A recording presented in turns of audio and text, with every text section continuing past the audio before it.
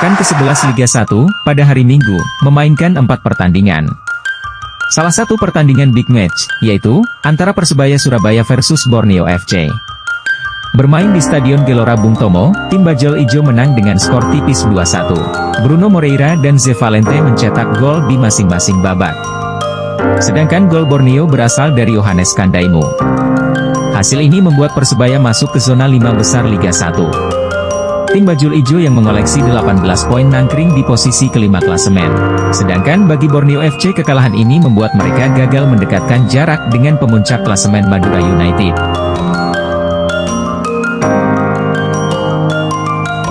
PSS Sleman dan PSM Makassar harus berbagi angka satu sama di lanjutan Liga 1. PSM unggul terlebih dahulu, lewat kontribusi Acop Sayuri.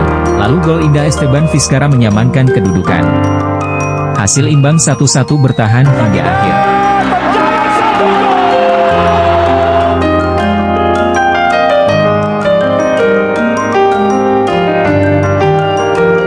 Hasil imbang juga diraih oleh Persikabo saat melawan Dewa United dengan skor 1-1. Di bawah Aji Santoso Persikabo belum pernah menang.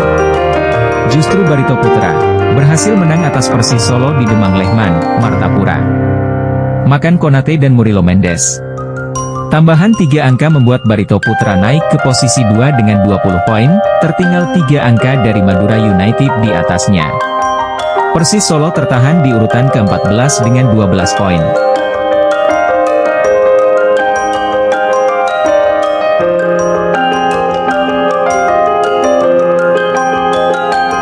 Bek Persebaya, Yohanes Kandaimu mendapat rasisme dari supporter bonek mania.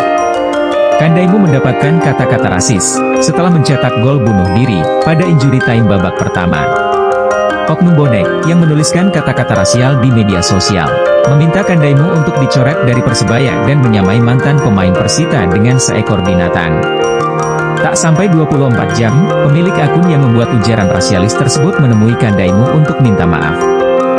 Video permintaan maaf itu lantas viral di media sosial. Dalam penggalan video yang viral, terlihat Kandaimu duduk bersebelahan dengan sang pembuat ujaran kebencian. Kandaimu tampak memberi nasihat kepada orang tersebut. Hanya saja belum diketahui apakah ujaran kebencian ini akan dibawa ke meja hukum atau selesai secara kekeluargaan. Kapten Persebaya Reva Adi Utama juga mengungkapkan dukungan untuk Kandaimu.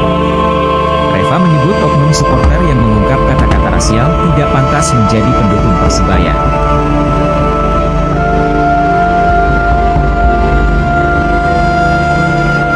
Jelang menghadapi Turkmenistan, 2 pemain timnas Indonesia, Patinama dan Yacop Sayuri dipastikan gagal memperkuat timnas karena cedera. Yaakob Sayuri dikabarkan mengalami cedera saat membela PSM Makassar melawan Persis Solo dalam laga pekan ke-10 dari Liga 1. Yaakob menyusul Shane Patinama yang juga tidak bisa merapat ke timnas Indonesia. Bek Viking FK di Liga Norwegia itu disebutkan juga dalam kondisi cedera. Selain itu, Dimas dan Yance juga tidak bisa bergabung. Timnas Indonesia Senior dan U23 sudah menjalani TC di Solo dan Surabaya guna menjalani laga FIFA Match Day dan kualifikasi AFC U23.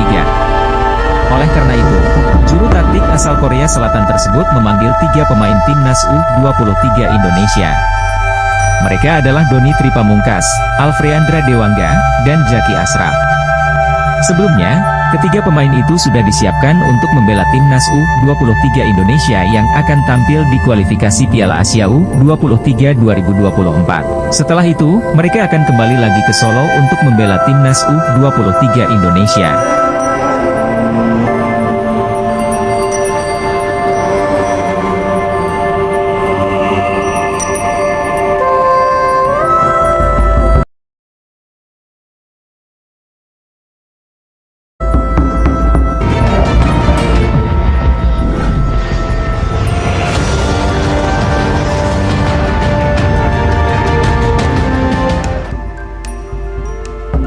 PSG berhasil membantai Olympique Lyon di lanjutan Liga-Liga Prancis.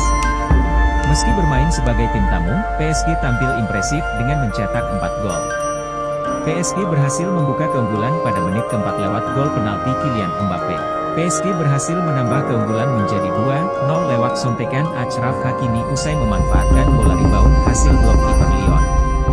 Tim asuhan Luis Enrique ini kembali memperlebar keunggulan menjadi 3-0 lewat tendangan Marco Asensio dari dalam kotak penalti Lyon pada menit ke-38.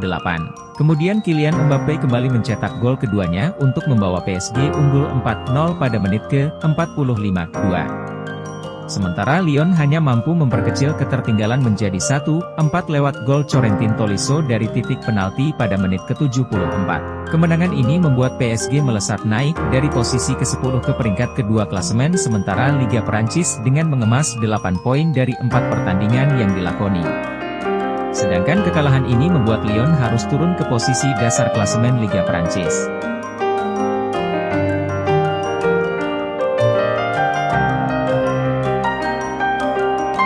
Dari Liga Italia, AC Milan menang 2-1 di markas AS Roma.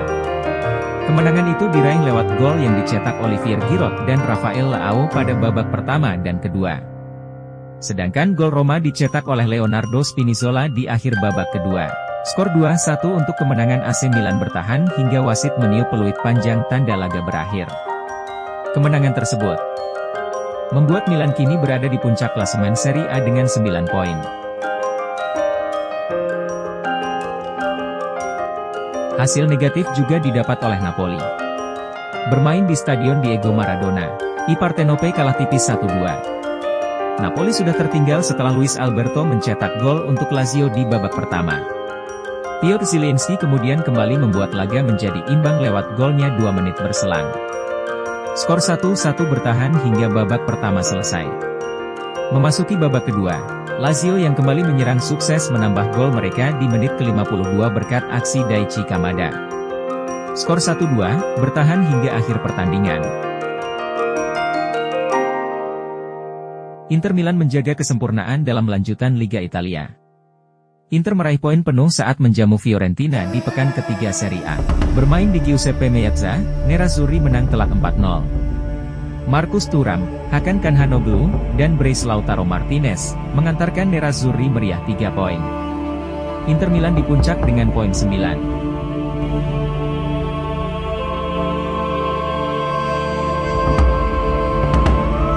Keluarga Glazer, selaku pemilik saham Manchester United secara resmi, membatalkan penjualan klub Manchester United.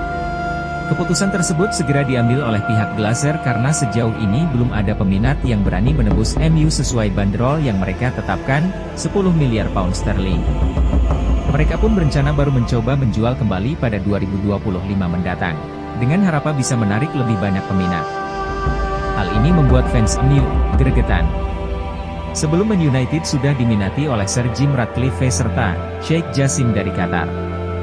Bahkan Sheikh Jassim menawarkan 100% saham klub berjuluk Setan Merah.